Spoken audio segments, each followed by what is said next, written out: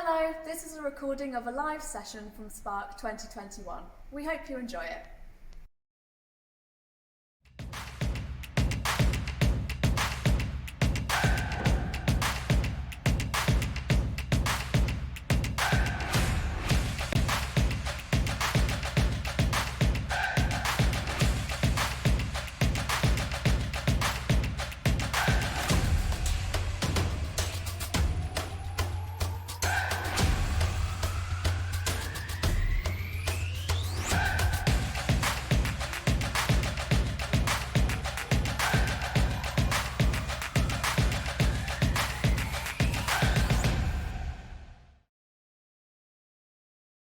Good afternoon and welcome to Spark Ignite 2021.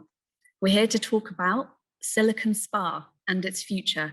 And I'm very happy to hand you over into the capable hands of Sarah Windrum, who's going to be talking about the value of the gaming and digital cluster here in this district. Over to you, Sarah. Thank you very much, Bronwyn. Yes, and welcome everybody to what is the final session of an incredible week at Spark Ignite. I hope you've enjoyed what's gone on previously. I've had a very exciting day today. I was just saying to Jonathan, I did creative mornings this morning and also listened into the arts and health panel as well. So yeah, I know we've got a big act to follow, but I hope we'll be able to summarise and end your week of Spark on a high. So as Bronwyn said, I am here to talk about Silicon Spa, what it is, hopefully, and why it's important to all of the creative industries. And also I am joined by Malcolm Barnes, who I will introduce to you a bit later, but to kind of give it some realism and some perspective on what we've been doing. We've got a couple of presentations for you, but we're also hoping to have some time at the end for some questions. And I know people have submitted questions which we will respond to either today if we can, or we'll send you a written response so that you will get your questions answered. So to just introduce me a little bit for those of you who don't know me, and I guess kind of set my credibility as to why I'm talking about Silicon Spa. I am the co-founder of an IT group here in Leamington called the Emerald Group. And IT, believe it or not, is a creative industry under the DCMS definition. Some days I certainly feel more creative than others, if I'm honest, but yeah, I'm really proud to be part of that wider creative network as well. I'm also a board director of the Local Enterprise Partnership. And for those of you who don't know what that is, it's a partnership of private sector, so business leaders, public sector, so our local government, our councils and local authorities, and our universities and our further education colleges. And basically, we are all there to look at what the region needs in terms of economic growth and support. And I heard earlier actually about talking about thriving rather than growing. And so really that's what we're there for as an organisation. We're there to help the region thrive. And it's always been really important to me. I joined that board in 2016 and I'm very honoured to say that I'm taking over as chair of that board in April. And what has always been really important to me about that is that business voice. You know, I run a very small company in the scheme of things in Leamington. We employ just 15 people, but I get an opportunity to put my input in.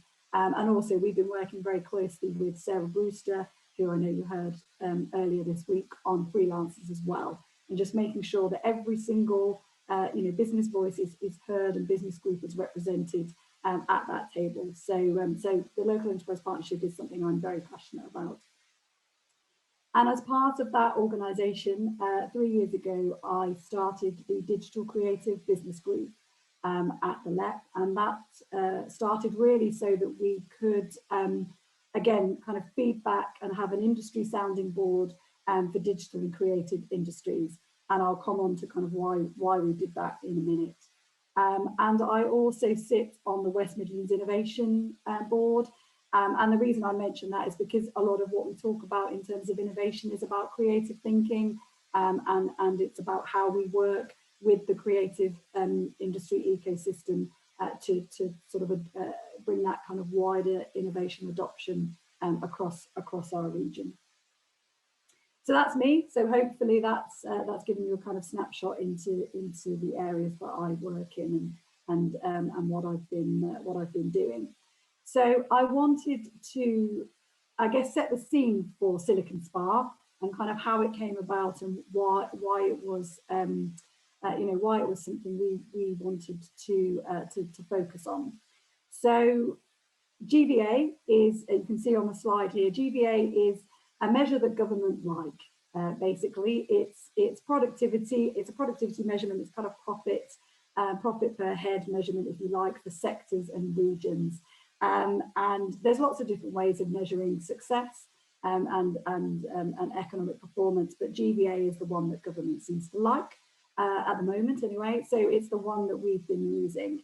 So what my first kind of task at the Local Enterprise Partnership really was all about was, how do I kind of show that our digital and creative sectors are really important to the region, and how I can get kind of more traction and more support for those industries. And I'll comment on what we did with that in a minute. But I use this GVA, and as you can see, we're talking some big numbers, which is again the kind of thing that government like to listen to.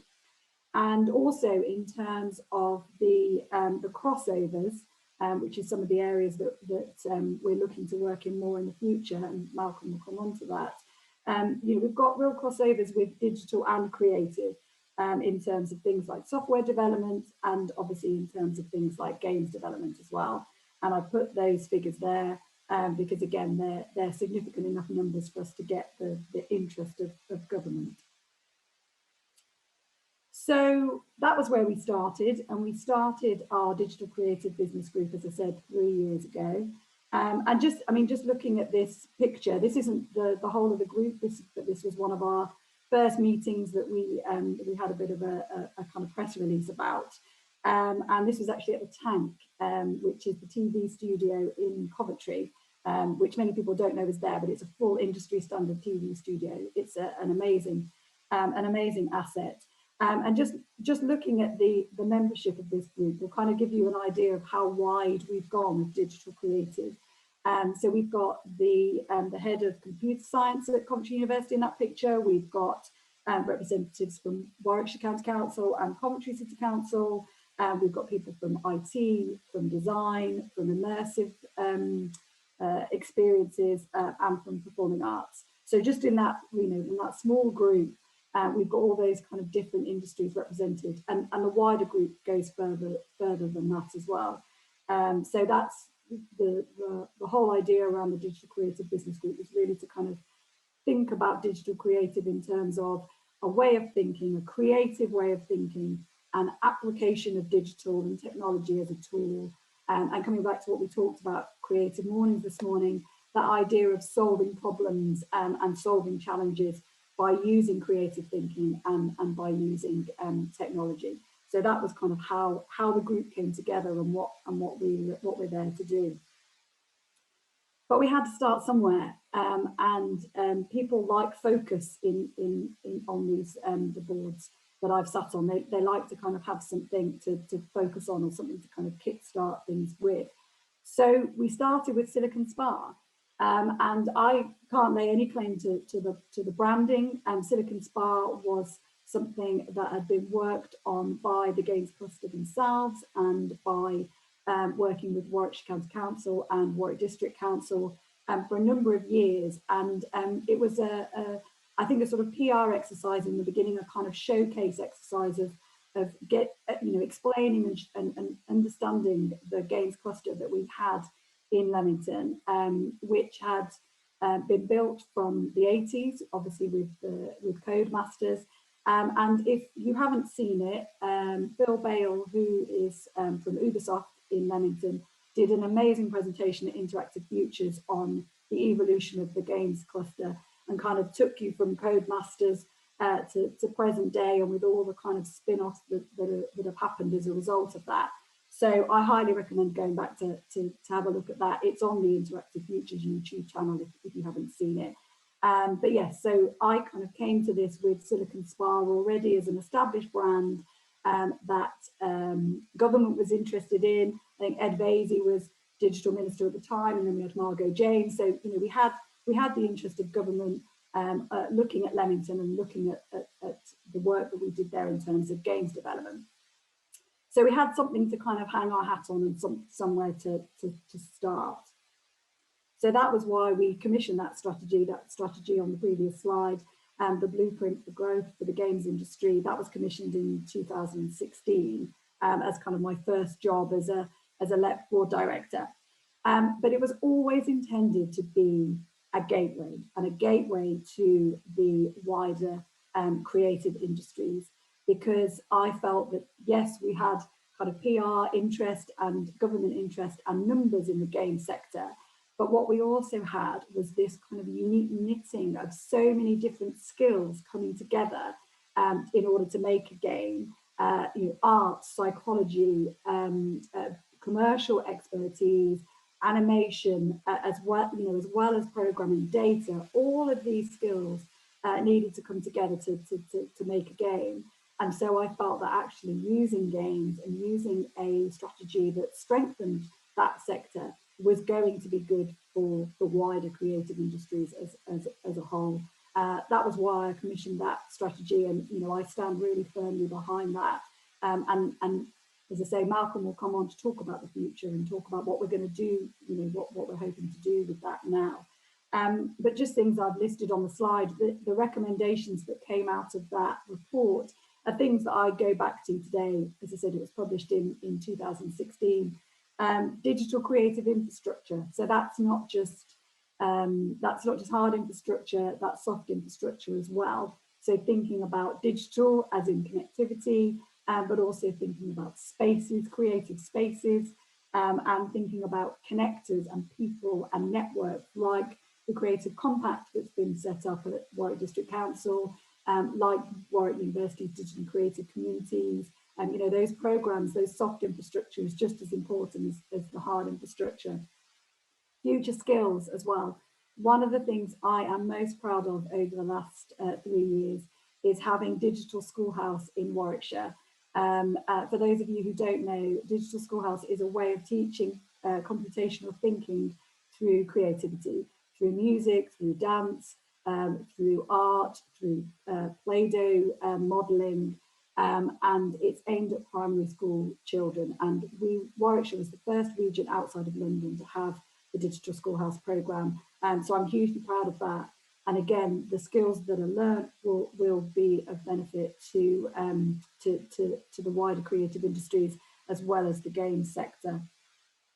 New investment as well. I think one of the things that we uncovered as a result of this work was that actually our investor network, whether that's funding from the public sector or whether that's private investors, VC networks, and angel networks, they don't necessarily understand the creative industry and the different nuances of that. So we wanted to build something that was more focused on the creative industries.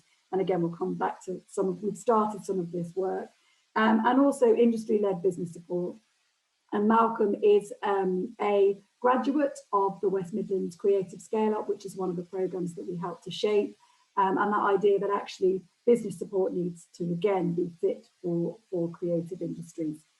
I'm conscious of time because I could talk about this stuff all day. So I will rattle through the next few slides, but I'm happy to have a conversation with anybody else afterwards if you want to delve into any of this. But actually, this is about what we have done, and what's really important is what Malcolm's going to talk about, which is what we're going to do.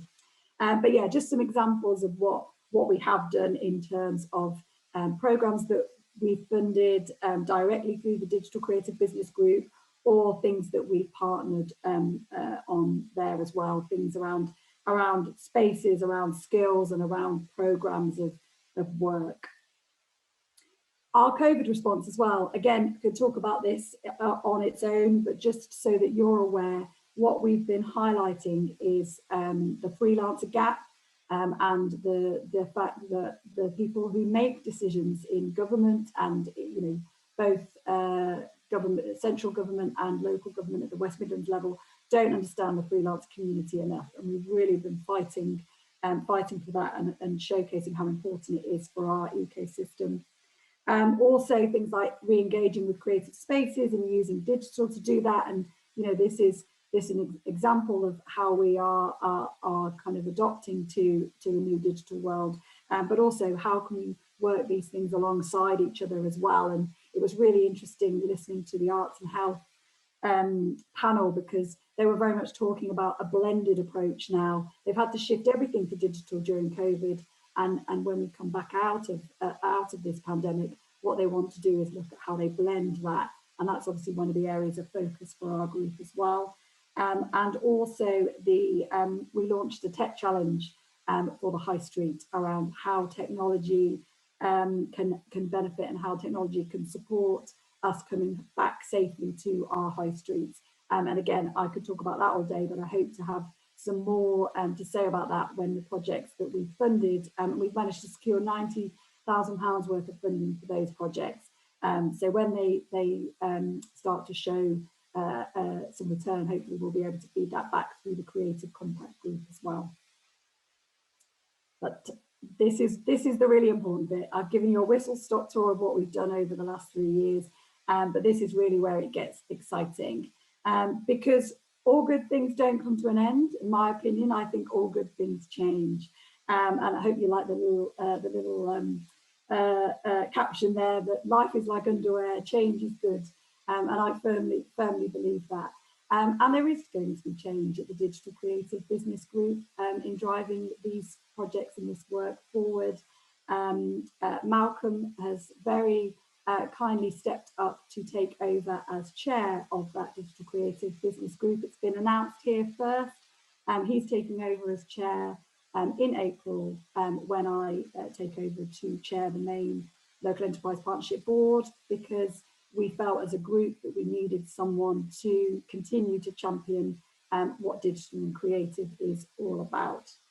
And that is where I'm going to hand over to Malcolm to tell you a little bit more about himself, his company, Hollywood Gaming, and what he's going to do to kind of drive the future of activity for the Silicon Spa and the wider region.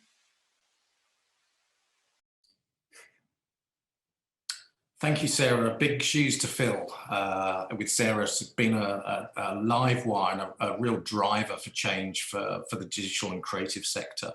As Sarah's mentioned, I'm director of Hollywood Gaming, based in, let's say, the historic centre of England in Meriden. Some digital experts have now placed it in Fenny Drayton, but it's here in Meriden. I'll talk a little bit more about what we do as a business and where we're going. And as Sarah's already mentioned, I was one of the cohorts on the Creative Scale Up programme. That gave me a fantastic insight to be able to talk to various other creative businesses, both here in Coventry and Warwickshire and in the wider region. I've been a former exec of some big companies, that's great, but really for the last 20 years, I've been spending all my time working with smaller startups and growth businesses, and found a real home with Hollywood Gaming around 10 years ago.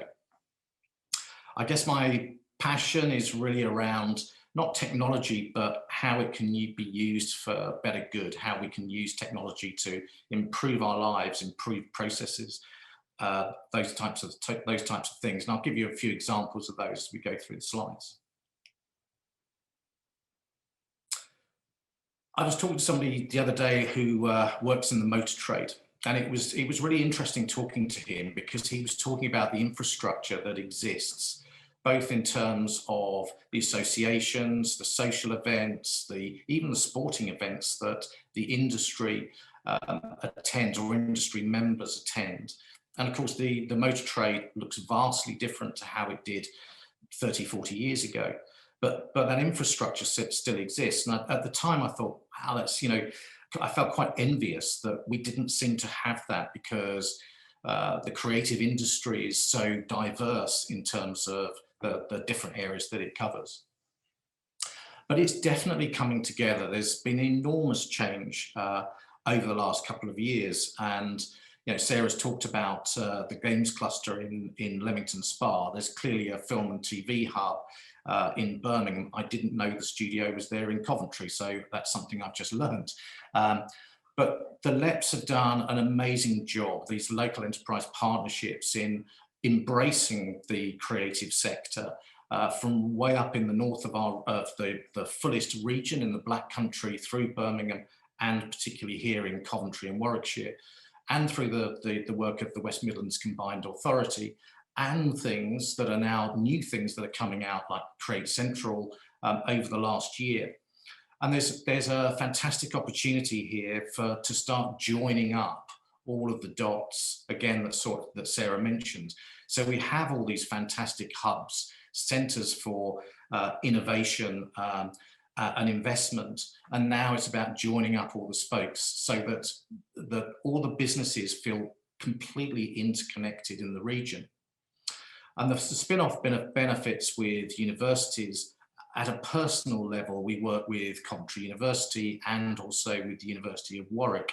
So we've seen direct interaction. And it's great because, this is where the talent pool is, through our universities, colleges, schools, and we want to bring them into our creative cluster.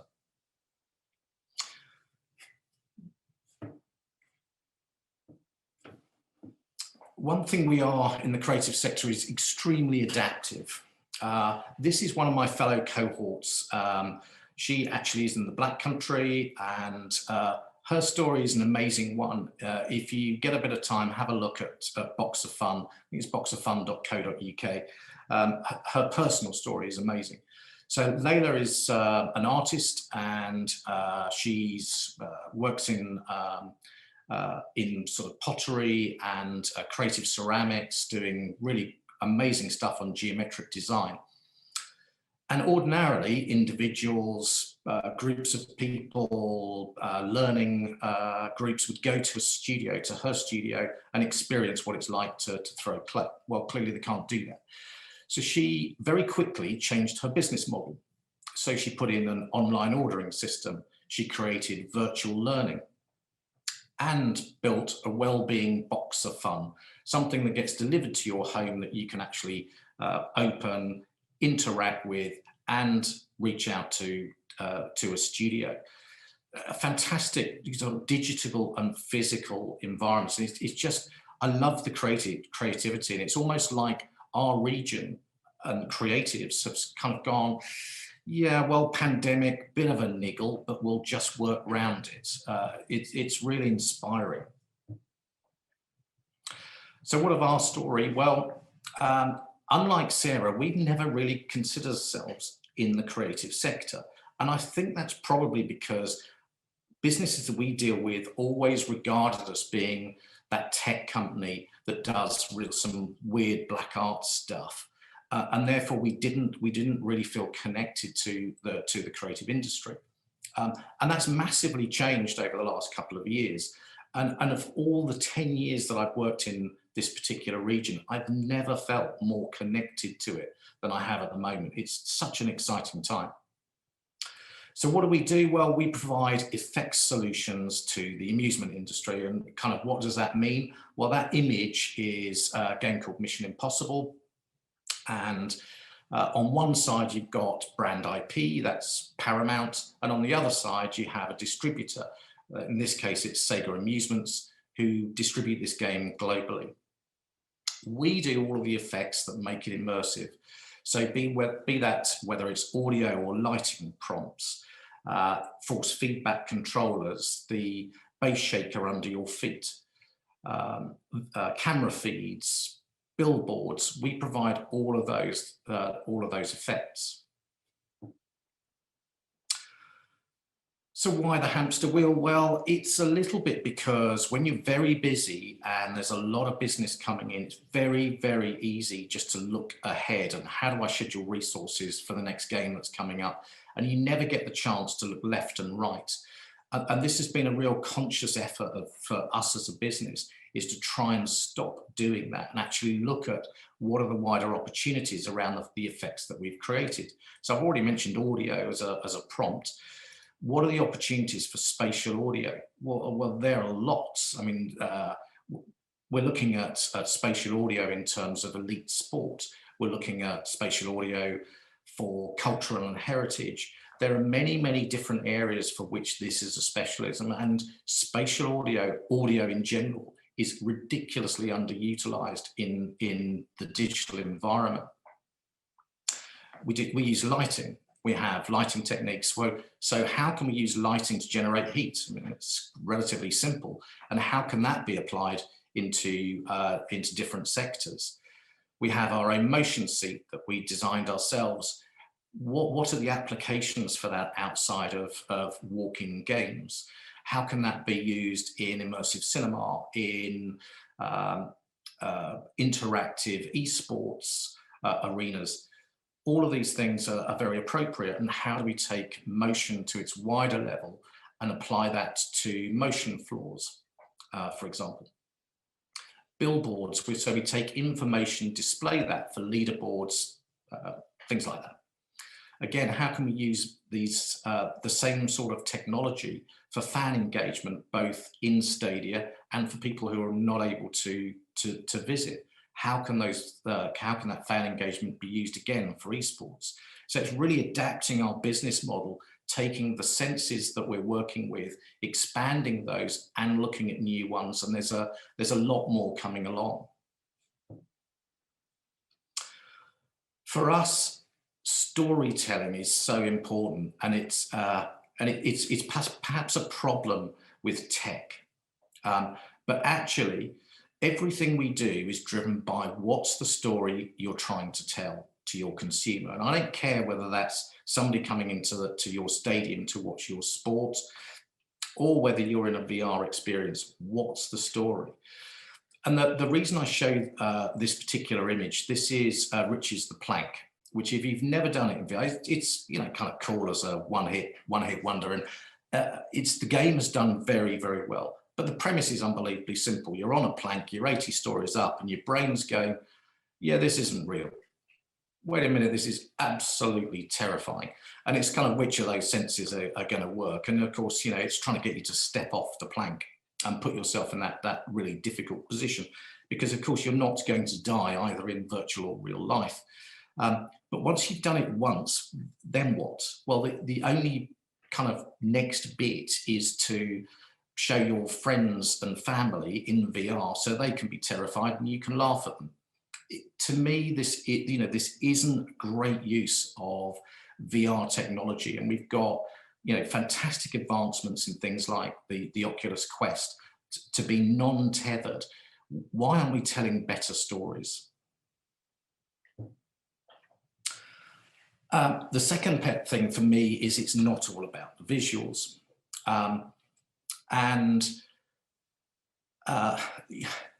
So much emphasis has been placed on improving visuals, making the sort of near real quality of games, particularly around console games. And to me, this in part misses some of the point. So a colleague of mine joins an immersive group. They meet up once a month in the evening, have a chat about what's happening in immersive technology. And I wanted to give you a couple of examples of some really good things. So the first one is Notes on Blindness. It's a difficult subject, tackled brilliantly. It was done around 5 years ago. Yes, it's VR, but it is available on YouTube. So again, just Google it. And it's a series of narrated stories by John Hull, who recorded his experience of going blind. So quite a difficult subject, but it's about him embracing his blindness to be able to actually use other senses to see far more than he was kind of aware of. It's an extraordinary experience. So as a VR piece, it's in darkness. There are some very limited pieces of visual, some light flashes, but the audio is absolutely spectacular. The thunderstorm, the little pitter-pats of rain, you know, you believe you're getting wet. It's so well done. And I think it's these types of techniques we need to look at more and more. And he uses a brilliant expression where he talks about an orchestra and being able to embrace his blindness and hear all these different things, the rustle of a newspaper, a woman's high heels walking past, children laughing. He was able to sense so much more. And the other one I wanted to do, and I use this one a lot too, is Wolves in the Walls. Brilliant game from a fantastic story. It's a book written by an American author in the 1980s and produced by Fable Studios. And to make it very clear here, the little girl that you see on the screen, there was a whole team working on her. So the visual part of that is really, really well done. It's already got the benefit of a fantastic story, but it engages you in a very one-on-one experience. So she's trying to get your buy-in to the fact that there are wolves in the walls and her parents don't understand her. So it's a very one-to-one piece of narrative, but it uses some incredibly interesting techniques. So a hand-drawn torch as an example, and you've got full haptic use. You're not using a controller, so you can reach out, pick up the torch and use it. You can pick up the chalk and write on the wall. It's a really well told story.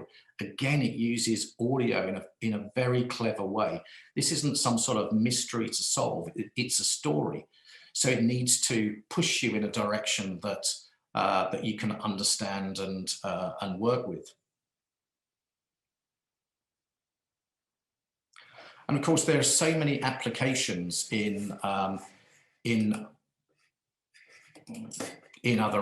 areas. So it's how do we take this sort of narrative, visuals, audio, and put those out into different areas. So storytelling, for example, through heritage is such an important part. How can we use spatial audio to put whispered voices into that experience, so that you're able to use your imagination in an entirely different way? These are some exciting opportunities. And inclusivity for me is really important. So we've been asked to do some work on a museum. They want a very immersive piece, but they want to make it inclusive for all. How do we turn down some of those effects so that people, say with autism, are still able to enjoy it? So it's being able to adjust and refine the experience to include as many people as possible. So what about technology of the future? What's coming up? Well, 5G, obviously that's here and now. But let me just a brief explanation on 5G. I think we as consumers are kind of looking for, what's the big thing that's going to happen on 5G? And my daughter managed to break her phone, so I had to get her a new one. She rang me on Apple CarPlay to say, I'm on 5G. And I went, great. Is that a life-changing experience? She went, no. And herein is kind of the thing. 5G is super fast broadband wirelessly. So what are the applications where it suits itself to? And a lot of stuff I see at the moment actually doesn't need 5G. It's perfectly fine on 4G. But imagine we're all in the Ricoh Arena experiencing an event, and there's lots of rich media to be streamed at that event. If we all try and do it, it won't work because there's not enough bandwidth. However, 5G will enable us to do that. So I think we need to think about 5G in different ways. And what could 5G mean, again, from an inclusivity point of view? So could you have sort of low-level Raspberry Pi type computing in 5G enabled, so you can actually stream to that device? What does that do for inclusivity for low-income families, for countries around the world that don't have or cannot afford to put that physical wired infrastructure in place? You know, this for me could be a real social game changer. So practical elements, mixed reality, the image here is augmented glasses. You'll all remember Google Glass came out, disappeared. There's a lot coming in this particular area. At the moment, trying to get hold of the just the developer kits is incredibly hard, but this is a technology that's going to push on in a couple of years. It seems obvious to me that being able to stream really high quality content to your phone and then augment it in front of you, so you're mixing the real and the world, and the real and virtual worlds, is a clear opportunity. And I just wanted to mention 3D mapping, or mapping in general, physical objects and people. It can be done now, but there's an awful lot of technology that's arriving that will enable this to be done a lot quicker. And I think this is key for me, is this being able to do things much more speedily. The cost of producing games, having big studio time, the costs are going up, but the actual cost of game isn't. So it's a real difficult dynamic that needs to be resolved. So 3D mapping is coming. Again, on the Interactive Futures, brilliant piece with a guy from River talking about using drone technology to map in 3D. Absolutely spot on. It was that's a very, very good use of that technology. So I think being able to do that for, say, areas like museums and galleries, to look at what they've got that isn't visible to those people who attend that gallery or that museum, and use those assets digitally, is going to be really, really interesting. So for me, it's about doing things better and faster. Those are the real benefits of what's happening in technology. So what I would really like to see as part of this region and us going forward is for us to be the creative heartbeat for the UK. There's a lot of other areas around the country trying to do exactly the same. We need to build on what we've done at Leamington Spa and create further hubs so that we are the epicenter. And we have a fantastic opportunity with Coventry City of Culture and also with the Commonwealth Games in order to do that. And I really hope that the legacy of those two is exactly that. It's placing this region at the very heart of the creative sector. That in turn attracts inward investment. I'd love to see some really big global companies, tech companies, decide that this is where they want to base their businesses, that we become a real hub. That will help our amazing talent pool that we have through our schools, colleges and universities. That should surely be our vision, because I think if we're still just talking about Leamington Spa in 5 years' time, that will be a massive missed opportunity. And now back over to Sarah to complete our little bit. Thank you very much, Marco. I mean, that was fascinating, and I think you've explained 5G in exactly the way I've been trying to for about 3 years and not succeeding. I think it's this point of kind of how does this technology become relevant to the creative industry, and what can we do with it? Absolutely brilliant. And we've got some great questions, so we will come to those in a minute. But yeah, I just wanted to kind of finish really with getting you kind of thinking about the future and the part that you all might want to play in the Digital Creative Business Group in particular as it moves forward under Malcolm's leadership. And can I also just use this opportunity to say a massive shout out to Stacey O'Connor, who is the executive lead for digital and creative at the Local Enterprise Partnership. She has just been fantastic and continues to do incredible work behind the scenes. She never wants a speaking slot. She never wants to take the glory. And so I just wanted to say a massive personal thank you from me to her as well. But you can see on the slide some of the things that we've been thinking about as we move out of this pandemic and kind of transition to the new world. We've got a project pipeline for digital creative. So these are capital investment projects, because that's a lot of the Local Enterprise Partnership funding is about big capital programs. So what kind of big infrastructure spaces might we need in the future? I've put some ideas down there of some of the projects that have come forward, but you might have other ideas. And the next tech challenge, the tech challenge that we launched for the High Street has done so well that we are really keen to look at other areas like that and how we kind of really accelerate some of the grassroots activity. So what could be our next challenge or next series of challenges? We've been talking about mental health, you know, about the road to net zero. Malcolm referenced earlier the culture is digital, the kind of working with museums and our cultural assets to use technology in a better way. So yeah, this is really an opportunity as we sort of refresh the Digital Creative Business Group for you guys to get involved and to pick up on some of the areas perhaps that we've missed and that we need to kind of focus on moving forward. So I think that's it. That's enough of us kind of talking at you, although I realise these questions are not going to be interactive because you're not able to ask them yourselves. But I think Bronwyn is going to come to me with some of the questions that you've been posting. Thank you, Sarah and Malcolm. That was really enlightening to hear all about that.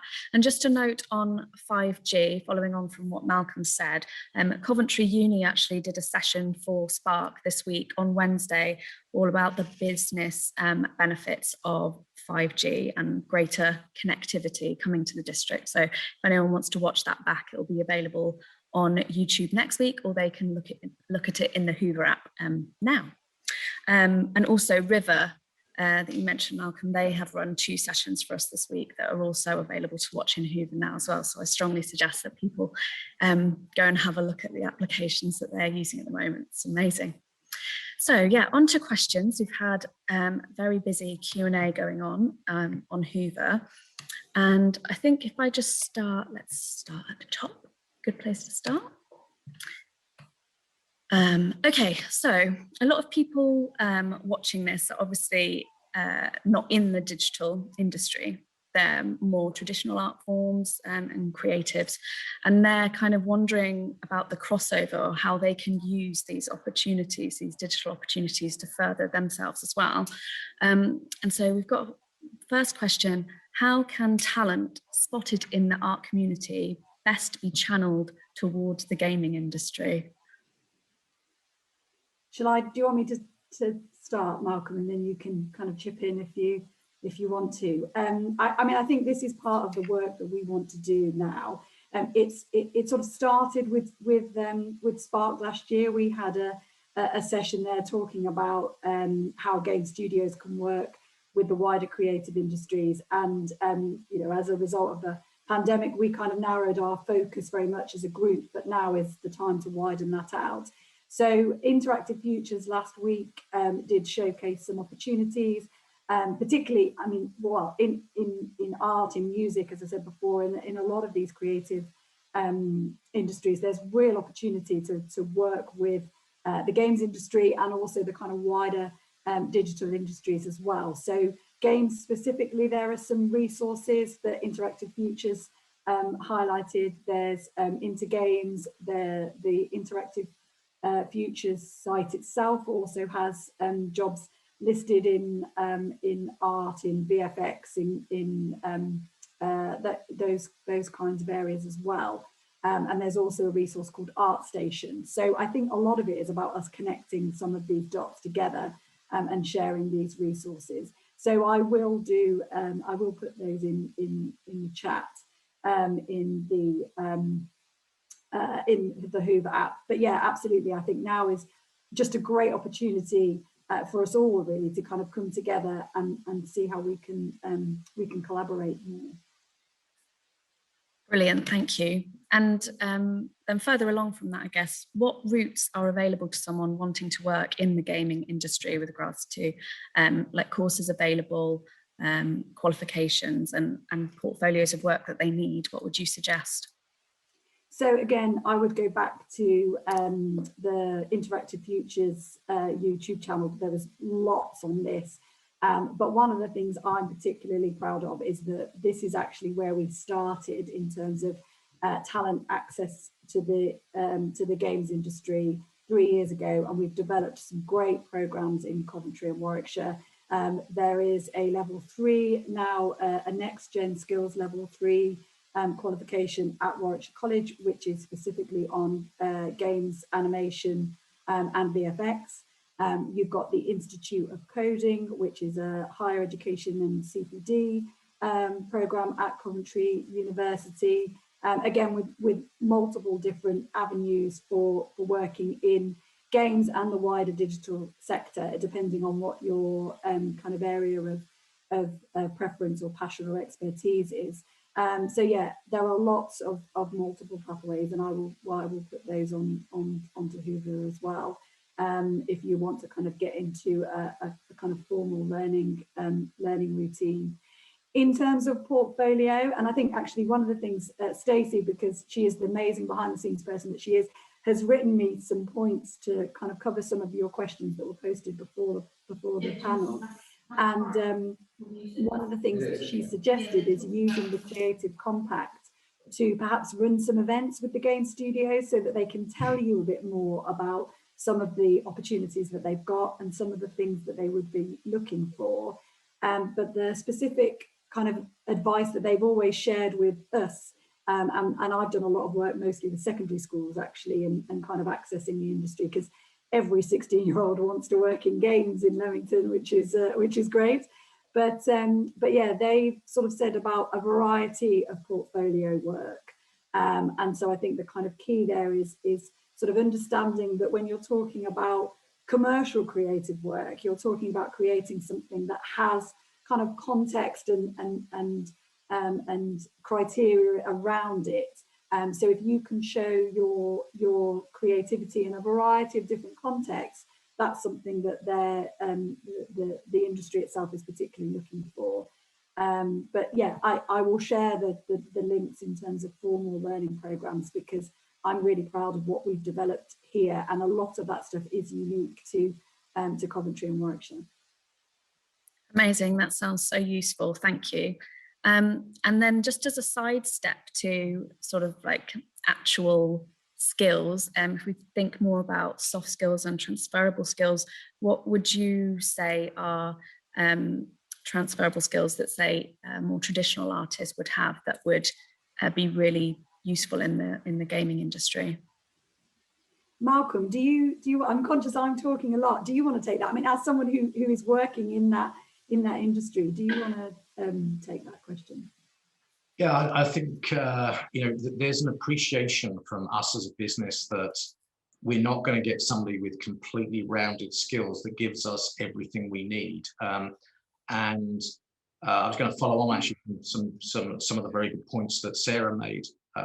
What we're seeing more and more of is a bit of a change, a groundswell towards things like narration, so good storytelling, proper art, proper music coming into games, where it's always been in the domain of techies, and that's beginning to change. And I think that if you're very, very good at drawing, the opportunities for you to actually start to storyboard out different themes, different game ideas. And I would encourage you, if that's a real passion that you have, take that portfolio along, because it does amaze me how often we get people in for, say, a design job who come with no portfolio.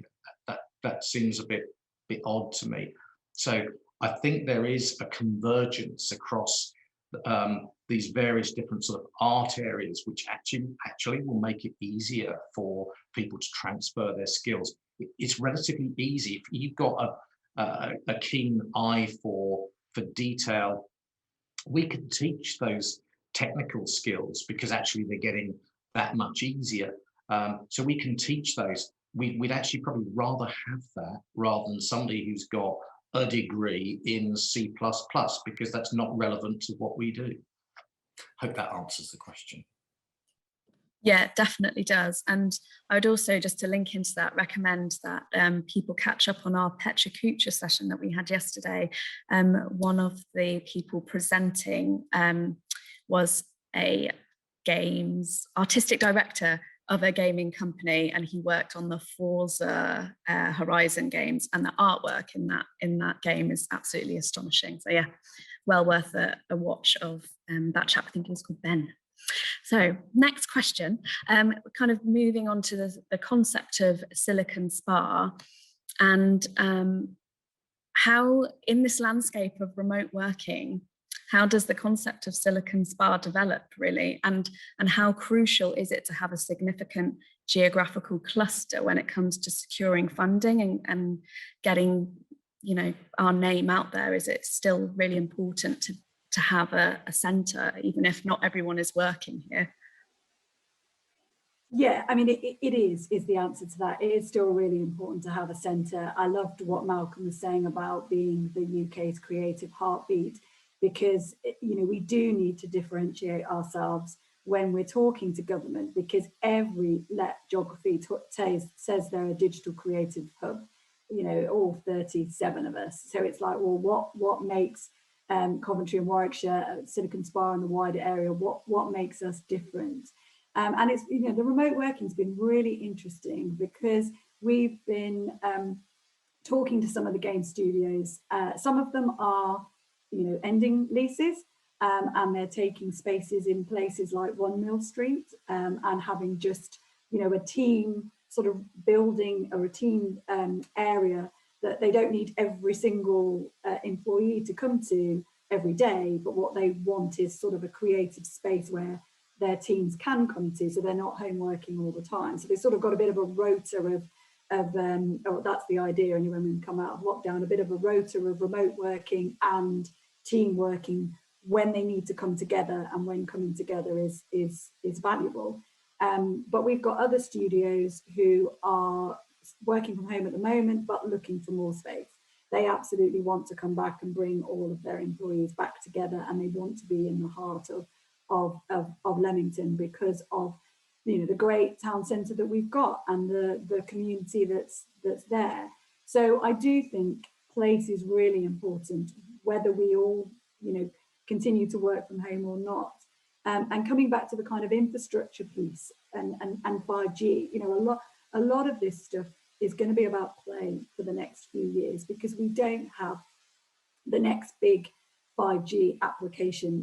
No one knows what it is yet. Everybody wants it. You know, all the mobile networks operators want to discover it, but nobody knows what it is. So one of the things that we're looking at around our capital investment program is, can we put some hard infrastructure, some test bed, you know, real life playing with tech spaces somewhere in, you know, across Coventry and Warwickshire, and making them local, because I think local matters. So, you know, making them local and making them tailored to the local community, but allowing people to play and to kind of discover the tech and what the tech can do. And as Malcolm's rightly said, bringing you know, your creative skills in your own area and going, okay, what does tech mean with that? How does tech work with that? If I'm you know, a traditional artist and I produce canvas work, what can tech do for me? And I think that's where place does matter, and having all of those people in the close community and close vicinity does matter, whether you physically come to an office every day or not. Yeah, that's great. And a session, it reminded me of the session that we had on placemaking and how exciting it could be if we had, I don't know, some sort of digital interaction in our town squares and in our streets, so that people wanted to come to Leamington to really tap into that. Be amazing, be great.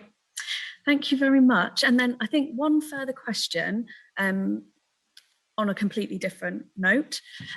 Could Leamington and the South Warwickshire area become a creative free trade zone to welcome international freelancers and creatives to the region with potential tax incentives? Do you know, I absolutely love that. I think that is a brilliant idea. And not to bore people too much with strategy, but the LEPS Reset framework talks about forging global connections. One of our pillars is forging global connections. And absolutely, I think that is a fantastic idea. And The tax incentive scheme has been done for games. So I think, you know, there's precedent there for us to build on that. And I think that would be brilliant. And again, that comes back to that sense of place is still really important, and people want to come kind of somewhere that is exciting and vibrant and stuff going on. And I mean, that would be fantastic. Whoever put that question forward, please let's have a chat about that afterwards and how that would work. And I'm no expert in tax and these kinds of things, but I think we've got a strong case to make for being a creative free trade zone. Absolutely. I think that's such a good question. And if I might just add, I was part of a virtual trade mission that talked about the creative sector, particularly digital creative, to the Pacific Northwest of the US, around the Seattle area. And it's really interesting because of some of the similarities. So, you know, we all think of Silicon Valley because that's where the money is, but actually all of the top tech companies are all based in Seattle. I mean, they're all there. That's where the stuff is being made, not in Silicon Valley, it's in Seattle. So I think it's very appropriate to have those sort of interconnections. And then we hosted an inward one for businesses, universities in and around the Seattle area, to look inwardly at this particular region, at what can we give back, what can we give back to them, and what are the opportunities. So love that question, really, really good. It's absolutely on point. We should definitely do that. I don't know anything about tax either, but it's a great idea, great question. I love that. Two people who knew nothing about tax are going, yep, no problem, we'll sort it. So,